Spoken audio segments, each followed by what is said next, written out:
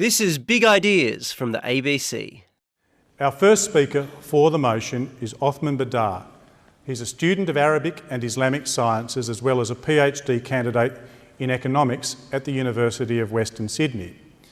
He's actively involved in public discourse surrounding religion, politics and social affairs, and he is a spokesman for Hizb ut-Tahrir, a radical group proposing the re-establishment of the Islamic Caliphate.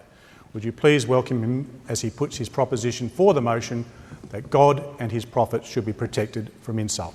Uthman Badar.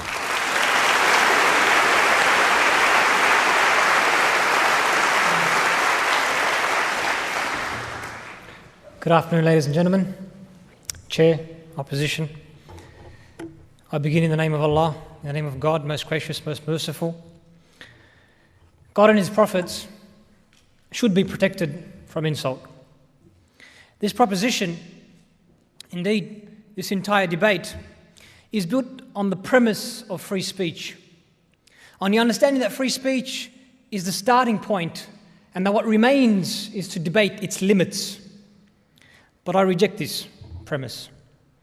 Free speech is a liberal position. It is an ideological liberal position, not some neutral universal. So here's a frank memo to the liberals.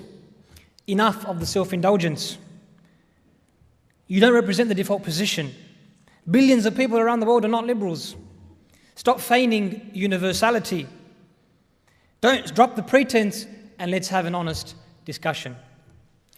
It is of the most basic human civility to respect others. That is the starting point, not free speech. To insult others is to treat them with gross insensitivity, insolence, or contemptuous rudeness. Those who want to allow this, the onus is on them, surely, to prove that such depravity should be allowed. The idea of free speech is flawed in theory and politicized in practice. It is an idea impossible to implement, not implemented anywhere historically, nor even today, not even in liberal democracies. In justifying, for instance, as acceptable the most recent insulting film of the Prophet, peace be upon him, the White House said, "We cannot and will not squelch freedom of expression in this country." Then Secretary of State Hillary Clinton noted, "Our country does have a long tradition of free expression. We do not stop individual citizens from expressing their views." Of course, leaders in Australia and Europe have said similar. Yet this is simply not true. Free speech does not exist anywhere in absolute form. There is no absolute freedom to insult. We have defamation laws, sedition laws, professional standards, journalistic standards about reporting about celebrities and politicians. In Germany, denial of the Holocaust is prohibited by law. In the UK, the Public Order Act makes, quote, threatening, abusive or insulting words an offence. In Australia, the Commonwealth Criminal Code makes it an offence for a person to use a postal or similar service in a way that reasonable persons would regard as offensive. As for in practice, Azhar Ahmed in the UK was convicted just last year for grossly offensive communications. He had commented on Facebook that British soldiers in Afghanistan should die and go to hell. In Australia, a Muslim man was convicted just a few months ago for letters deemed offensive which he sent to the families of dead Australian soldiers under the above-mentioned criminal code provision. These are but two of many examples that may be cited. Free speech, we may surmise, is used as a political tool, yielded selectively. Who decides about when and how to qualify free speech? Who decides when the sword is to be yielded? This is not about freedom. This is about how far power can go. It's about using power. It's about power using the notion of freedom to extend and enforce itself. Ultra-liberals may say here, look, we disagree with all these laws, with all these cases, and we affirm freedom of speech, unqualified, carte blanche. But is such a position really conducive to society? Would we accept white people using the N-word against blacks, or a person shouting fire in a theatre such as ours, or a student insulting his teacher, a child their parent. Everyone, all of us teach their kids to respect others, not to insult. Why? We can't have it both ways.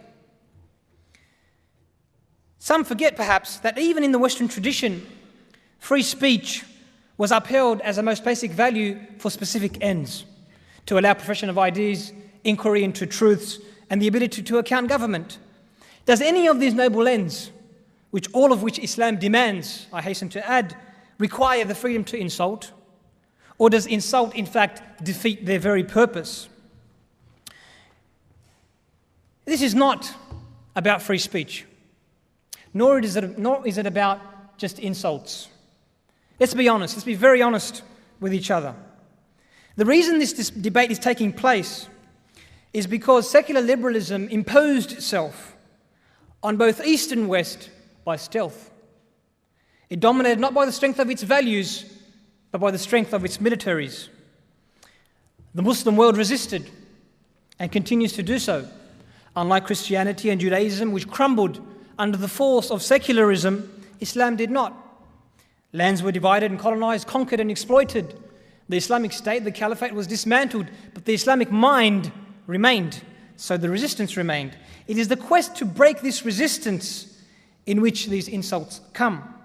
The quest to impose secular liberalism, to consolidate the victory eternally, to agitate and provoke, to add insult to injury, to kick a man when he's down. There's no glory in that. There is no glory in that. And there's no glory in asking people to accept that.